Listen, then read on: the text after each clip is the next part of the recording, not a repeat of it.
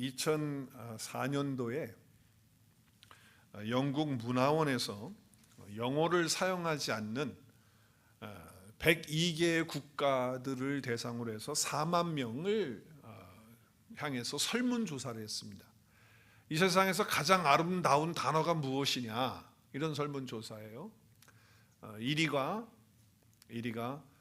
어머니가 됐습니다. 어머니, mother, 어머니입니다. mom. 그만큼 어머니의 사랑은 온 인류의 역사에 있어서 절대적인 가치를 지닌다는 거죠. 죄송하게도 아버지의 이름은 이때 2004년도에 아버지의 이름은 몇 번째가 될 것 같습니까? 70번 안에도 못 들어간다는 그런 통계가 나왔었어요. 2004년도에 그랬어요.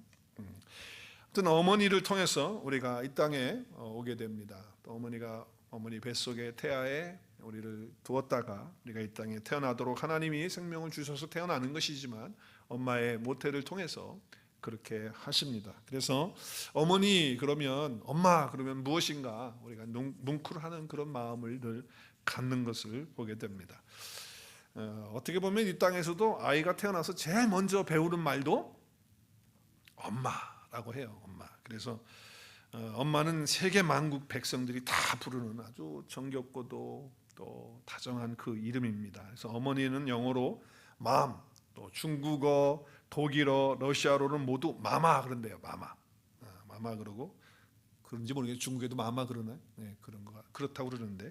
그리고 히브리어로는 맴이라고 해요. 맴. 네, 엄마를 맴이라고 그렇게 말합니다. 오늘은 어머니 주일인데 어머니를 통해서 우리가 이 땅에 오게 되었습니다. 어머니의 그 사랑을, 또 그 은혜를 좀 생각하면서 이미 천국 가신 어머님을 향해서는 또 여러분이 또 감사하고, 또 아직 생존해 계시는 어머니들에게는 정말 살아 계실 때 최선을 다해서 사랑으로 섬기고 효도할 수 있는 그런 은혜가 있어지기를 바랍니다. 어머니 주일에 제가 어머니 설교를 쭉 많이 해왔는데 오늘은 어머니 주일 설교를 하지 않고 다른 설교를 하게 됩니다. 또 가정의 달이기 때문에 가정에 대한 설교도 많이 했는데 오늘은 또 그 설교를 하지 않습니다. 또 지난 주일은 우리가 야외 예배라서 예수님의 비유의 말씀을 우리가 쭉 지금 살펴보고 있는데 잠시 야외 예배이기 때문에 쉬고 새로운 차원에서 사랑하는 방식이라고 하는 새 계명, 주님의 계명에 대한 말씀으로 함께 나누었습니다. 자, 오늘은 우리가 예수님의 비유의 5번째와 6번째 같이 연결되어 있는 그 비유를 우리가 같이 읽었는데요. 그 말씀에 대해서 함께 나누면서 또 적용해 보기를 원합니다. 알래스카는 사실 미국 땅이 아니었죠. 알래스카는 원래 누가 가지고 있었습니까? 구소련, 러시아가 가지고 있었던 땅입니다. 근데 쓸모없는 땅이다 생각했어요. 얼음 땅이다 이렇게 생각을 해가지고, 그래서 어떻게 했어요? 구소련이 1867년에 얼마에 팔았습니까? 760만 불에 그 알래스카 땅덩어리를 미국에게 팔았어요. 그때는 소련이 잘 팔았다고 생각했겠죠. 그런데 13년이 지났는데 그 땅에 천연가스가 어마어마하게 있고, 그리고 석유가 발견되어지고 그 땅의 가치가 얼마나 귀한지 말이죠.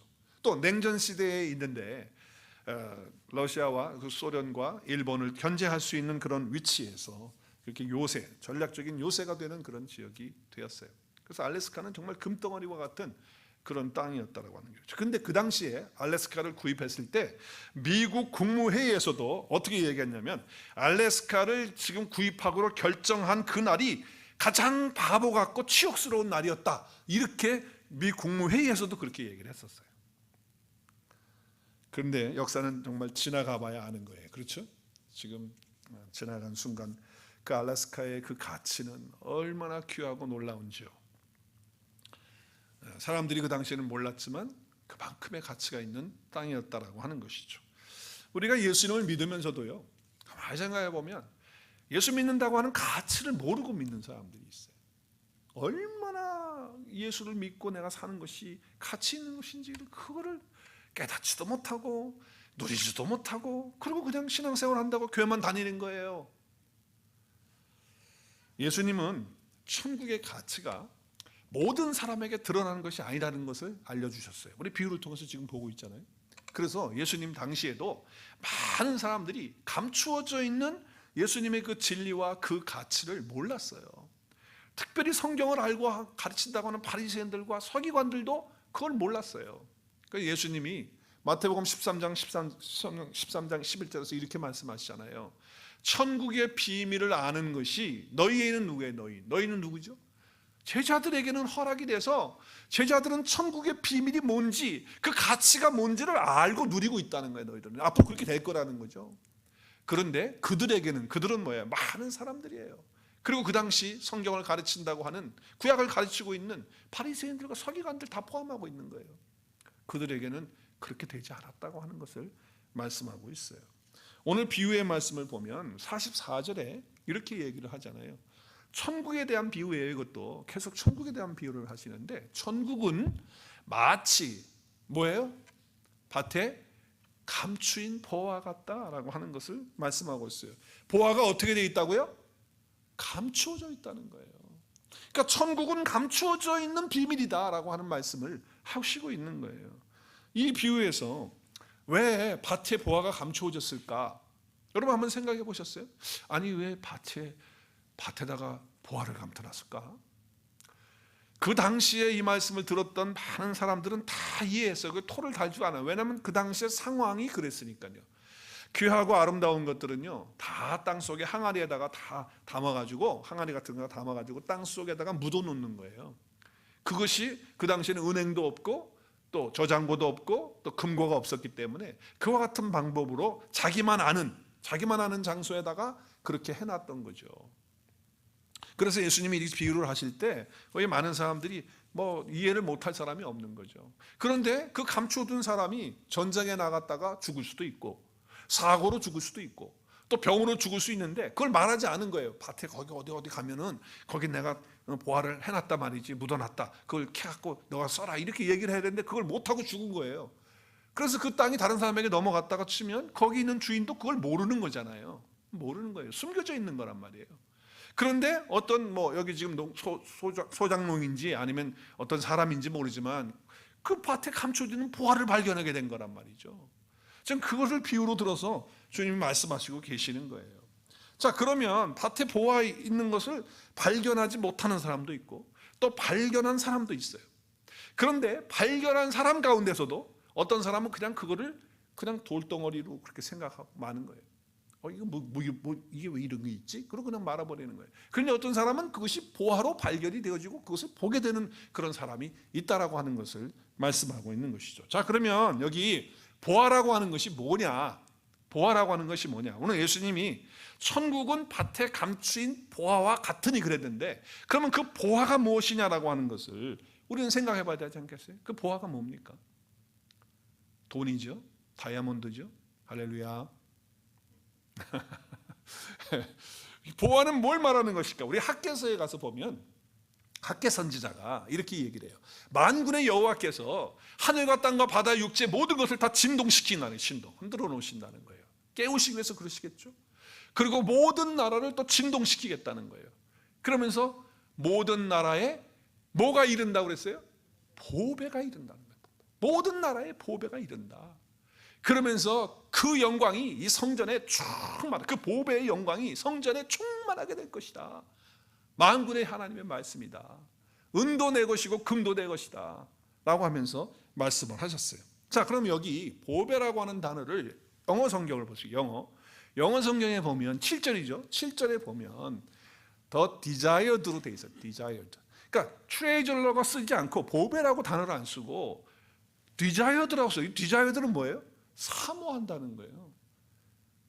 갈망한다는 거예요. 원한다는 거예요. 자, 그러면 여기 지금 그러면 한번 그 히브리어를 찾아봤어요. 히브리어를 찾아보니까 이 보배가 해무다라고 하는 단어인데 그 단어의 뜻이 뭐냐면 첫 번째 뜻이 갈망하는 거예요. 바라는 거예요. 사모하는 거예요.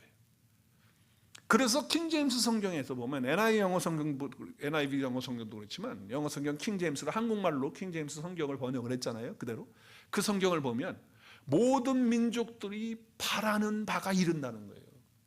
그러면 모든 민족들이 바라고 소망하고 갈망하는 것이 뭐냐는 거예요. 그게 돈일까요? 장수해서 오래 사는 걸까요? 뭐를 지금 얘기하고 싶은 걸까요? 하나님께서 지금 말씀하시는 게 뭘까요? 바로 여기서 바라고 갈망하는 자는 누구냐고요? 누구를 가리키고 싶었던 겁니까? 앞으로 오실 메시아 예수 그리스도를 가리키고 있는 거예요. 만국이 사모하는 메시아, 바라보고 기다리는 메시아 그리스도, 그분을 이야기하고 있다라고 하는 것을 알 수가 있어요. 여러분, 학개설은요, 성전이 무너진 성전을 다시 바벨론 폴에서 돌아와 가지고서 재건하는 그 일을 학계를 통해서 하는 거예요. 스룹바벨과 함께. 그럴 때 그 재건에 대한 말씀을 주시면서 그 성전의 실체가 누구냐, 그러니까 성전을 재건하는 그 일을 통해서 결국은 그 그림자를 통해서 실체를 보여주기를 원했던 거거든요. 그 실체는 바로 예수 그리스도시라고 하는 것이죠. 그래서 여러분, 베드로가 성령의 감동을 받아가지고 이 말씀을 해석을 하면서 보배로운 모퉁이 돌을 시온에 두는데 그분이 바로 누구냐? 그분이 바로 예수 그리스도시다라고 하는 말씀을 하는 거예요. 그래서 그를 믿는 자는 부끄러움을 당하지 않지만 그를 믿지 않는 자는 오늘 7절에 말하잖아요. 믿는 너희에게는 보배가 된다. 지금 예수님이 말씀하시는 밭에 감추어지는 보배, 그 보화, 바로 그분이 예수 그리스도인데 예수님을 믿는 자에게는 너에게 보배가 되는 거예요. 보배가. 그런데 믿지 않는 사람은 어떻게 돼요? 건축자들이 버린 돌처럼 버리는데, 그래서 그 돌이 어떻게 됐다는 거예요? 그 돌이 자기를 걸려서 넘어지게 하는 그런 돌이 되고 만다는 거예요. 보배가 아니라 자기를 넘어뜨리는 그런 돌덩어리밖에 되지가 않는다는 말씀을 하는 것이죠. 자, 다시 마태복음 13장으로 돌아가서, 자, 사람이 밭에 감추어진 보화를 발견했어요. 근데 어떤 사람에게는 보배로 보이고 어떤 사람에게는 그냥 거치는 돌로, 자기를 넘어뜨리는 그런 돌로 보인다라고 하는 거예요. 자, 그래서 예수님께서 이 말씀을 통해서 보화가 이제 정말 다 사모하고 찾는 그러한 돌이 되는 그런 건데, 왜 사람들이 거치는 돌이 되냐면 예수를 믿을 바에는 나 자신을 믿어라 뭐 이렇게 얘기하잖아요. 돈을 믿으라고 그렇게 얘기를 한단 말이에요. 그런데 왜 그러냐면 이 보화는 아름답게 보여야 되는데 그렇게 보이질 않은 거예요. 그래서 이사야 선지자는 이렇게 이야기를 해요. 메시아가 이 땅에 왔는데 연한 순 같아가지고 마른 땅에 나온 뿌리 같아가지고서 고운 모양도 없고 풍채도 없고 아름다운 것도 없고 보기에 흠모할 만한 것이 아무것도 없다는 거예요. 그런 모습으로 왔다는 거예요. 그렇기 때문에 그 보배를 못 알아보는 거예요. 감추어져 있는 거예요. 우리 한번 읽을까요? 이사야서 53장 2절 시작. 그는 주 앞에서 자라기를 연한 순 같고 마른 땅에서 나온 뿌리 같았어. 고운 모양도 없고 풍채도 없은즉 우리가 보기에 어떻게 해요? 흠모할 만한 것이, 아름다운 것이 있어요, 없어요? 없어요. 그러니까 그 돌이 걸리는 돌이 되는 거예요. 산돌이 돼서 자기 살리는 돌이 아니라 걸리는 돌이, 보배로운 돌이 아니라 자기를 걸려 넘어지게 하는, 멸망시키는 돌이 되고 만다. 왜? 감추어져 있어요. 그 보화가 감추어져 있다.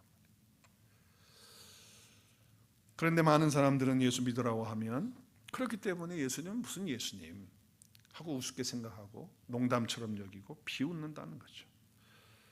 걸려 넘어지는 거죠, 스스로. 그래서 오늘 8절에 부딪히는 돌과 걸려 넘어지게 하는 파이가 됐어요. 누가요? 보배가 되신 예수님이 왜 자기에게 부딪히고 걸리는 돌이 되냔 말이에요. 보배로운 돌이 되고 산돌이 돼야지. 말씀에 순종하지 않으므로 넘어져서 그렇게 된다. 근데 이것이 어떻게 된 거라고요? 정하신 거라는 거예요. 이렇게 정하셨다는 거예요. 여러분, 여기 정하셨다는 것은 예수 그리스도를 내가 어느 날 영접하게 되고 그분을 내가 내 마음속에 모시고, 그리고 정말 하나님 나를 선택하셨다라고 하는, 거기에 붙들리게 되어지는 것이라는 것을 말씀하는 것이거든요. 그래서 오늘 9절의 말씀에 보면, 9절 말씀에 보면 너희는 택하신 족속이요 그래요. 택했다는 거, 택했다는 거. 자, 근데 10절에 보면 택했는데 어떻게 택했느냐? 우리가 전에는 백성이 아니었는데 이제는 하나님의 백성이다. 전에는 아니었어요. 근데 이제는 하나님의 백성이에요. 전에는 내가 하나님의 국류를 얻지 못했어요. 근데 이제는 뭐예요? 국류를 얻은 자가 되었다라고 말씀하는 거예요. 그러니까 우리가 택한 것이 아니고 하나님께 우리가 택함 받았는데, 그 택함 받았다라고 하는 것은 내가 어떤 조건을 잘했기 때문에, 내가 어떤 선행을 하고 또 어떤 노력을 잘해서 이루어 놨기 때문에가 아니라 그냥 하나님의 긍휼하심을 따라서 택함 얻은 것 뿐이라고 하는 거예요. 그러니까 하나님의 긍휼이 여김 받은 존재가 바로 저와 여러분이 됐다는 거예요. 그것을 누가 결정하셨다? 하나님이 그렇게 결정하셨다. 이것이 은혜인 거예요. 이것이 은혜인 거예요. 내가 한 거 아무것도 없다는 거예요. 내가 긍휼 받을 만한 거 행한 거 없다는 거예요. 그런데 하나님이 나를 긍휼히 여기셔서 이제는, 과거에는 하나님 백성이 아니었는데 이제는 백성이 되고 자녀가 되는, 그래서 그 보배를 알게 되는, 보배 가운데 살게 되는 그런 축복을 받게 되었다라고 하는 거예요. 자, 그래서 다시 한번 돌아가 봐요. 자, 다시 44절에 밭에 감추인 보와 같다. 뭐가? 천국이 그와 같다는 거예요. 그래서 이 사람은 지금 돌로 보이는 게 아니고 보화로 보인 거예요. 그래서 그거 발견했어요. 그러니까 너무 기쁜 거예요.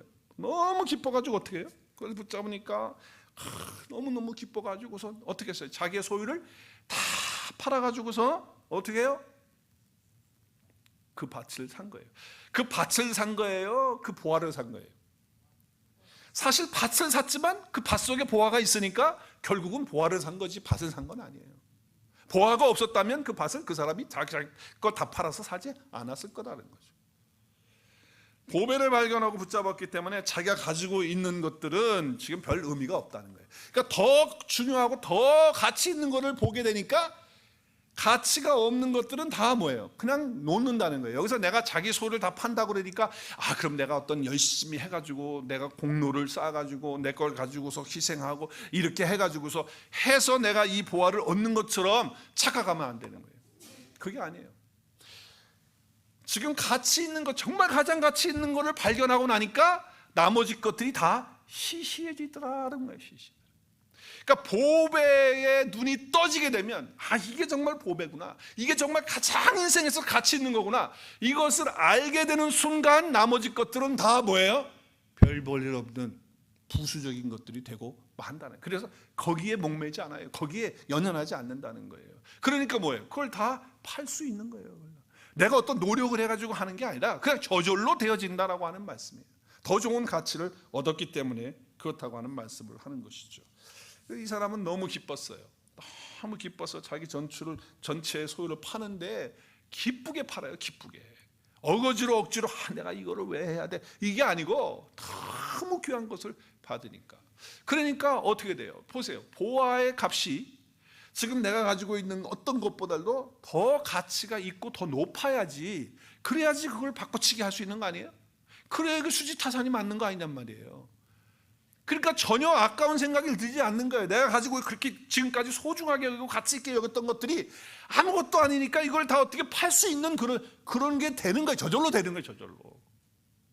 그래서 세상에 있는 것들 때문에 그거 가지고서 돈 얼마 때문에 형제간에 싸우고 성도들 간에 그냥 어떤 이해타산 때문에 그거가 이해 안 돼가지고 뭐 해가지고 양보 못 해가지고 그냥 시기하고 질투하고 싸우고 뭐 교회 갈라지고 그런 일이 있을 수가 없는 거죠. 다 시시한 것들인데 그게 뭐. 사도 바울은 자기의 간증을 이렇게 하고 있어요. 우리가 잘 아는 말씀이에요. 오해하지 말라는 건 제가 이 말씀은 화면에 나오는 대로 우리가 무엇인가 노력하고 내가 수고하고 내가 이만큼 희생하고 내 것을 이렇게 드렸으니까 거기에 대한 보상이 되어서 내가 이 진주를 가질 수 보화를 가질 수 있는 것이다, 이렇게 착각하면 안 돼요. 뭘 팔아가지고서 쭉 판다는 건 뭐예요? 내가 뭘 행하는 거예요. 뭘 행해가지고 구원 얻을 수 있는 거가 아니라는 거예요. 그렇게 이 말씀을 보면 안 된다라고 하는 것을 말씀드리는 거예요. 자, 우리 사도 바울은요, 자기가 너무나도 귀한 보화를 발견했어요. 그 보화가 누구예요? 예수 그리스도예요. 자기가 평상시에 가지고 있던 가치는 뭐냐? 세상에서 알려지고 또 자기가 노력해서 사람들에게 의롭다고 인정받는 것, 그것이 자기의 가치였어요. 그리고 세상에 있는 모든 것들을 자기가 그 당대에 정말 최고의 것들을 가지고 있는 그런 사람이었어요. 그것이 가장 가치 있는 걸로서 여겼어요. 그런데 그것보다 더 가치 있는 보화를 발견한 거예요. 예수 그리스도를 발견한 거예요. 발견하고 나니까 그것보다 더 위대한 가치는 없어. 그러니까 나머지 것들을 다 내려놓게 돼. 저절로 내려놓게 되는 거예요. 저절로. 그래서 어떻게 여긴다고요? 뭐처럼 여겨요? 배설물처럼. 배설물, 우리나라 말로 순수 우리말로 하면 시작. 네, 잘하시네. 네, 우리 순수 우리말은 똥이에요. 미련 없이 버리는 거예요. 가치 없는 것이 시한 것이 된다는 거예요. 그래서 바울은 뭐예요? 지금 자기가 가진 을은 율법의 의로 자기가 어떤 노력을 해서 얻는 의인 줄 알았어. 그게 가치 있는 줄 알았어. 그런데 그게 아니고 그리스도로부터 주어지는, 하나님으로부터 주어지는, 그러니까 하나님의 의. 만약 자기에게서부터 난 의라고 한다면 그것은 종교가 되는 거예요. 종교. 오늘날 많은 사람들이 신앙생활 한다고 하면서 자기의 의를 쌓는 사람들이 있어요. 자기의 의로, 율법으로 신앙생활하는 사람들이 있어요. 그런 사람들은 전부 뭐예요? 전부 어떻게 되는 거예요? 종교생활하는 거예요. 의는 나로부터 오는 것이 아니고 하나님으로부터 난 의예요. 그분이 누구십니까? 보아이신 예수 그리스도시라는 거예요.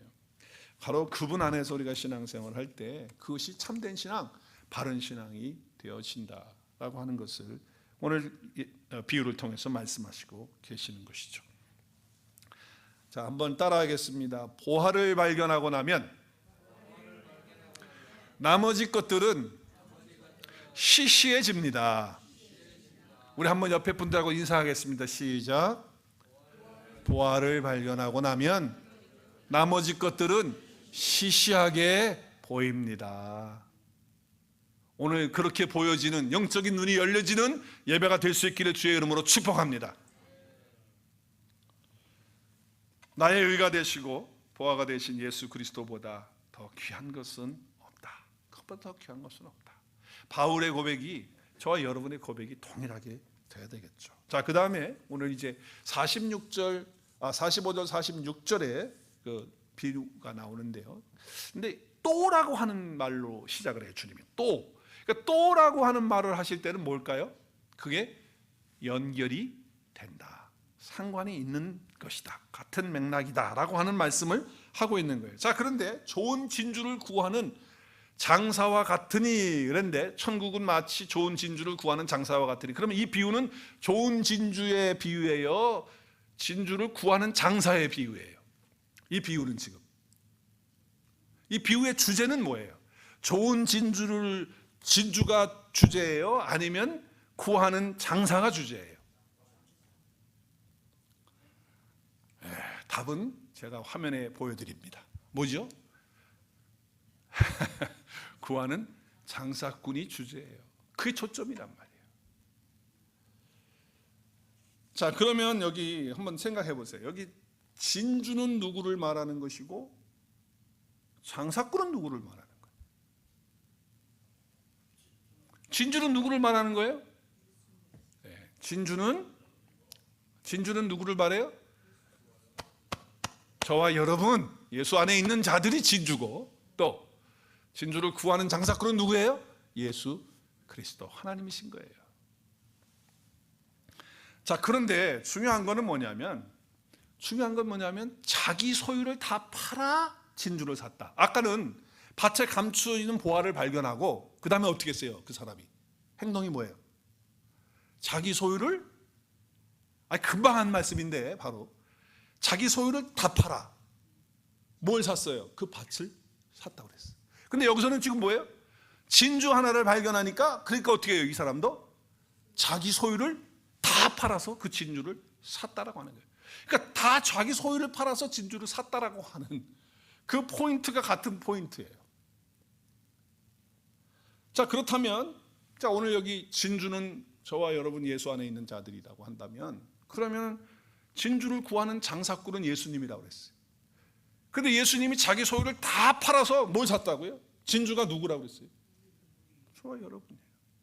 자, 그렇다고 한다면 오늘 이 말씀은 진주를 찾으러 오시는 예수님이에요. 이 땅에 오시는 장사꾼이시란 말이에요.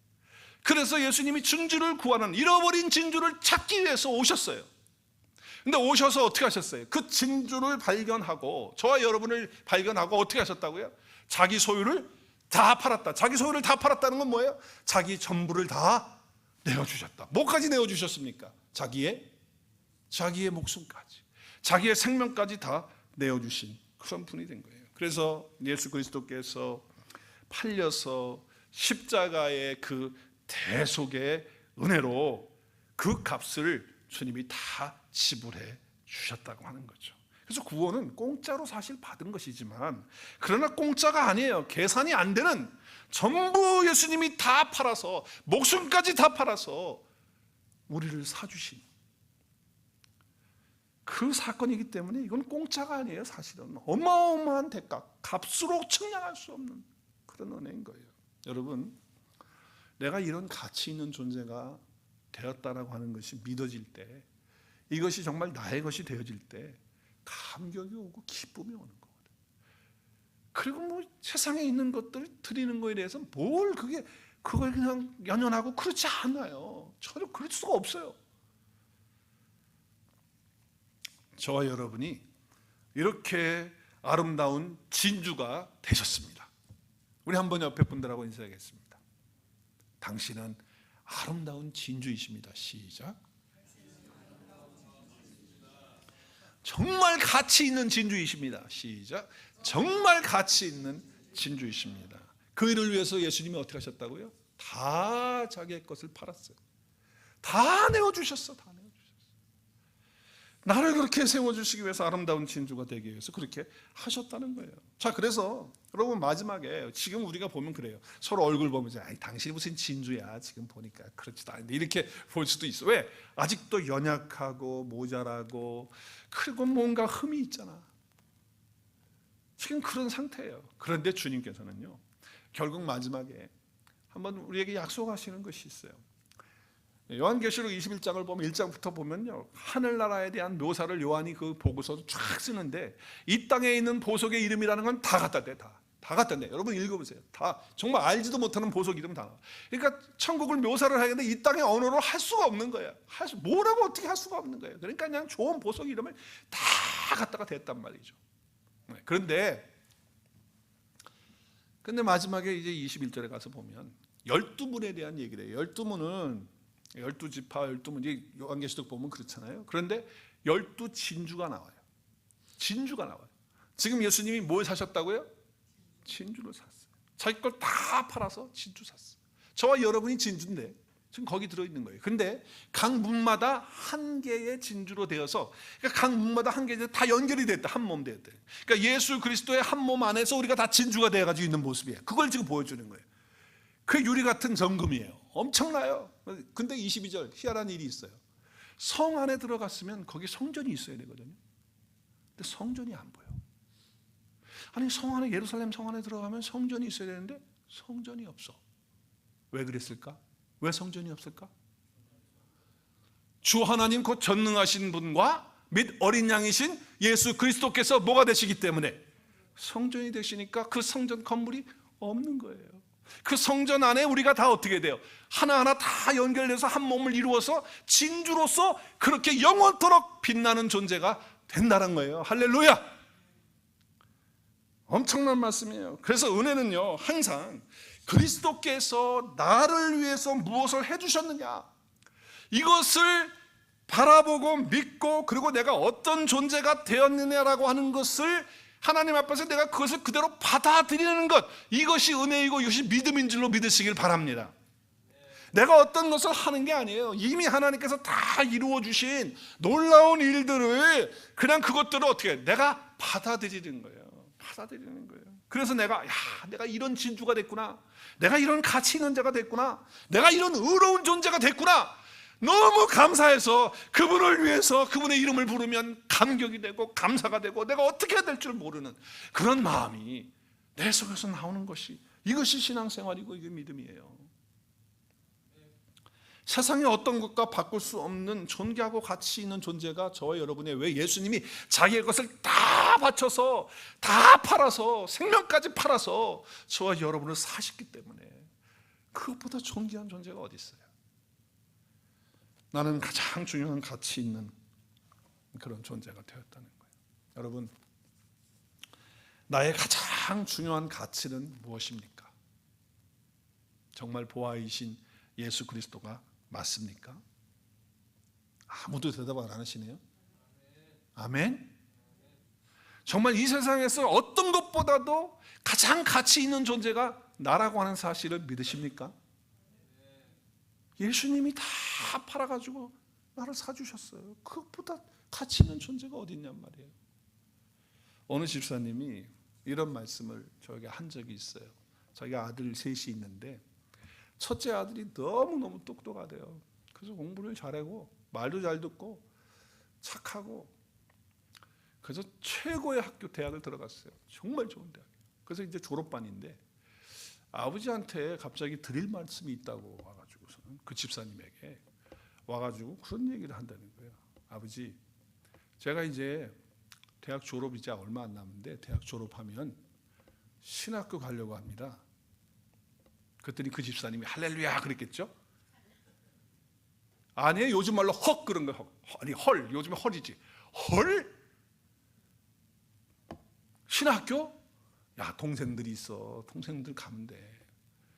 그 집사님의 생각은 뭐예요? 지금 이 아들이 세상에서 지금 그냥 보이는 거예요. 뻔히 보이는 거예요. 너무 잘 될 것이고 더 좋은 대학 이제 졸업하고 나면 뭐 직장도 열리고 앞으로 뭐 나가는 길이 그냥 보여지는 거거든요. 세상적으로 너무 잘 될 것 같거든요. 그러니까 그 집사님은 야, 동생들도 있어. 네가 왜 굳이 가려고 해? 그런 얘기를 했다는 거예요. 그런데 그때 그 아들이, 큰 아들이 그 아버지에게 한 그 이야기가 정말 감동이에요. 아버지 제 얘기 좀 들어보세요. 진짜 영광을 본 사람은 보이는 세상에 있는 것들에 아까워하지 않아요 라고 하는 이야기를 그 아버지에게 했다는 거예요. 진짜 영광을 본 사람은요, 세상의 것들에 대해서 아까워하지 않아요. 내가 그만큼 해놓은 것들, 이런 것들 아까워하지 않아요. 저는 그 얘기를 들으면서 나도 딸이 셋인데, 나는 아들이 셋이 아니고 딸이 셋인데, 이 중에서 제일 내가 볼 때 제일 잘 나갈 것 같은 애가 갑자기 와가지고 아빠 나 신학교 가 그러면 나도 할렐루야 할 수 있을까? 야 동생들도 있고 다른 사람들이 있는데 굳이 네가 이렇게 고생해서 돈 벌어가지고 이렇게 고생해서 공부하고 이렇게까지 했는데 왜 굳이 그렇게 하려고 하니? 라고 하는 이야기 하지 않을까?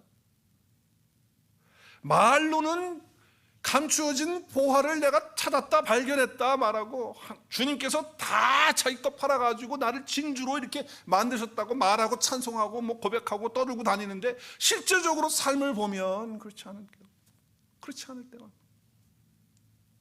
우리가 신앙생활을 한다고 하면서도 나에게 조금만 손해되어지는 거, 세상의 것들에 나에게 조금만 유익이 없는 거, 그러면 뭐 신앙생활에 대해서도 그냥 적당히 그냥 하고, 교회에 대한 그런 마음도 그렇고 그냥 보여지는 것들에 연연하는 그런 삶이 아닌가. 제가 아는 분 가운데 남편이 내과 의사고 아내가 약사예요. 그러니까 의사 약사 커플이야. 그러면 세상에서 돈도 잘 벌고요, 명예도 있고요, 또 좋은 병원에서 일도 하고 그런 상황이에요. 그리고 자녀들 양육하는데 뭐 둘 키우는데 정말 좋게 프로바이드 해가지고 물질적으로 어려움 없이 자녀들 잘 할 수 있어요. 그런데 그거를 다 내려놓고 중동 지역의 선교사로 하나님 부르십니다 하고 다 자기 직업 다 내려놓고 그 돈 잘 버는 그거 다 내려놓고 중동에 가서 애들 어렵게 공부시키고 힘들게 시키고 말이죠. 그래서 복음 전하는 일을 하는 선교사로 사역을 했어요. 조지 비벌리 쇼라고 하는 분이 계시는데, 이분은 원래 성악을 잘하는, 노래를 잘하는 그런 분이셨대요. 그래서 꿈이 성악가가 돼서 유명해지는 것이 꿈이었어요. 그런데 어느 날 가라 모세라고 하는 노래를 발표를 했는데 그게 뭐 방송을 타가지고, 라디오 방송 타가지고 막 소문이 나가지고 막 그 세상 방송국에서 막 그냥 섭외가 들어오는 거예요. 막 들어와서 그래서 자기 생각에는 이제 내가 앞길이 열리는구나, 이제 성공할 수 있는 길이 열리는구나, 정말 그래가지고 막 마음이 부푸는데 한 구석에는 무엇인가 좀 마음에 편치 않은 그런 마음이 있었대요. 그런데 어머니가 이 종이를 이렇게 하나 접어가지고 쪽지 같은 종이를 자기 손에다가 이렇게 쥐어주면서 이걸 읽어보라고 그렇게 얘기를 한 거예요. 그래가지고서 이 조지 베벌리 쇼가 엄마가 준 거니까 그것을 펴서 읽었어요. 읽어보니까 거기에 무슨 내용이냐면 그게 그 감리교 목사님 사모님이 시를 써놓은 건데 그 시의 내용이 이거예요. 주 예수보다도 귀한 것은 없네. 이 세상 명예와 이 세상 행복과 바꿀 수 없네. 세상 자랑 다 버려. 그 우리 찬양 가사 있잖아요. 그 가사예요. 곡은 없는데 그냥 시였어요. 근데 그거를 이 슈아가 읽으면서 은혜를 받는 거예요. 그리고 발견을 하는 거예요. 그리스도를. 야, 나에게 있어서 가장 가치 있는 분이 누군가? 정말 그리스도보다 더 귀한 분이 없는 거 아닌가? 라고 하는 마음을 가지고 그 섭에 들어오는 모든 것들을 다 내려놓고 빌리 그레함과 함께 이 찬양하는 사역자로 50년 동안을 찬양하면서 이름 없이 빛도 없이. 여러분 이 처음 들어보지 않아요? 이름이요? 104년을 사셨는데 여러분 처음 들어보잖아요. 이름도 없이 빛도 없이 주님을 찬양하면서 가장 가치 있는 일을 위해서 자기의 삶을 드리다가 2013년에 하나님 부름 받으셨어요. 지금 나오는 사진은요 어딜까요? 서울, 여의도 1973년 빌리 그레함 집회 여러분 아세요? 네, 그때 찍은 사진인데 회색 양복이 입으신 분이 지금 50대 때예요.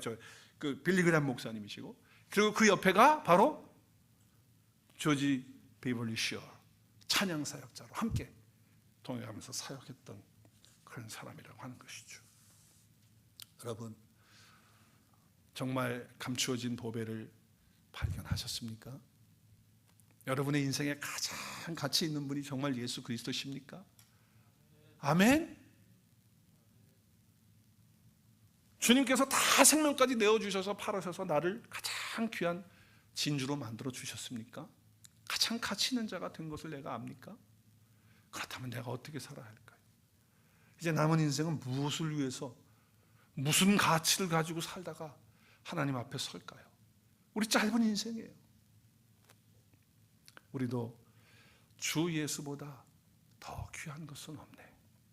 날마다 이 믿음의 고백을 하면서 삶에서 정말 가장 가치 있는 것들을 위해서 사는 그런 삶의 모습들이 저와 여러분 삶 가운데 있어서 하나님 영광 받으시고 또 여러분을 통해서 이 교회를 통해서 하나님의 복음이 넓게 확장되어지는 놀라운 축복이 있어지기를 주 예수 그리스도 이름으로 축복합니다. 우리 함께 기도하는 시간 갖겠습니다.